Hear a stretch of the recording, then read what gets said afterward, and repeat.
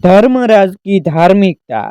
महाराज युधिष्ठिर ने जब सुना कि श्री कृष्ण ने अपनी लीला का स्मरण कर लिया है और यादव परस्पर कलह से ही नष्ट हो चुके हैं, तब उन्होंने अर्जुन के पुत्र परीक्षित का राज तिलक कर दिया। स्वयं सब वस्त्र एवं आभूषण उतार दिए, मौन व्रत लेकर केश खोले, संन्यास लेकर वे राजभवन से निकले और उत्तर दिशा की ओर चल पड़े। उनके शेष भाइयों तथा द्रौपदी ने भी उनका अनुगमन किया। धर्मराज युधिष्ठिर ने सब माया मोह त्याग दिया।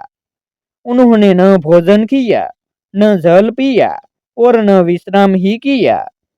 बिना किसी और देखे या रुके वे बराबर चलते ही गए और हिमालय में बद्रीनाथ के आगे बढ़ गए। उनके भाई तथा रानी द्रौपदी भी बराबर उनके पीछे चलती रही। सतपथ पार हुआ और स्वर्गारोहण की दिव्य भूमि आई। द्रौपदी, नकुल, सहदेव, अर्जुन एक क्रम क्रम से गिरने लगे। जो गिरता था वह वहीं रह जाता था। उस हिम प्रदेश में गिरकर फिर उठने की चर्चा ही व्यर्थ है। शरीर तो तत्काल हिम समाधि पा जाता है। उस पावन प्रदेश में प्राण त्यागने वाले को स्वर्ग की प्राप्ति से भला कौन रोक सकता है।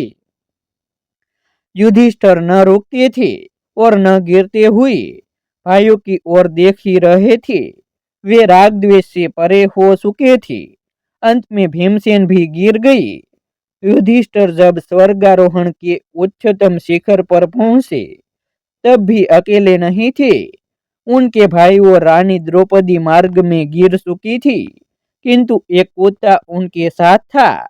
यह कुत्ता हस्तिनापुर से ही उनके पीछे पीछे आ रहा था। उस शिखर पर पहुंचते ही स्वयं देवराज इंद्र विमान में बैठकर आकाश से उतरे। उन्होंने युधिष्ठिर का स्वागत करते हुए कहा, आपके धर्माचरण से स्वर्ग अब आपका है, विमान में बैठिए। युधिष्ठिर ने अब अपने भाइयों तथा द्रौपदी को भी स्वर्ग ले जाने की प्रार्थना की। देवराज ने बताया, वे पहले ही वहां पहुंच गए हैं। युधिष्ठिर ने दूसरी प्रार्थना की, इस कुत्ते को भी विमान में बैठा ले। इंद्र बोले, आप धर्मज्ञ होकर ऐसी बात क्यों करते हैं? स्वर्ग में कुत्ते का प्रवेश कैसे हो सकता है? यह अपवित्र प्राणी मुझे देख सका, यही बहुत है। युधिष्ठिर बोले, यह मेरे आश्रित है। मेरे भक्ति के कारण ही नगर से इतनी दूर मेरे साथ आया है। आश्रित का त्याग अधर्म है। इसके बिना मैं अकेले स्वर्ग नहीं जाना चाहता। इंद्र बोले, राजन, स्वर्ग की प्राप्ति पुण्यों के फल से होती है। यह पुण्यात्मा ही होता है तो अधम योनि में क्यों जन्म लेता? युधिष्ठिर बोले, मैं अपना आधा पुण्य इसे अर्पित करता हूँ। धन्य हो युधिष्ठिर, मैं तुम पर अत्यंत प्रसन्न हूँ। युधिष्ठिर ने देखा कि कुत्ते का रूप त्याग कर साक्षात धर्म देवता उनके सम्मुख खड़े होकर उन्हें आशीर्वाद दे रहे हैं। ऐसे ही धार्मिक वीडियो देखने के लिए हमारे YouTube चैनल सब्सक्राइब करें, वीडियो को लाइक करें और शेयर करें। फिर मिलते हैं एक नई स्टोरी के साथ।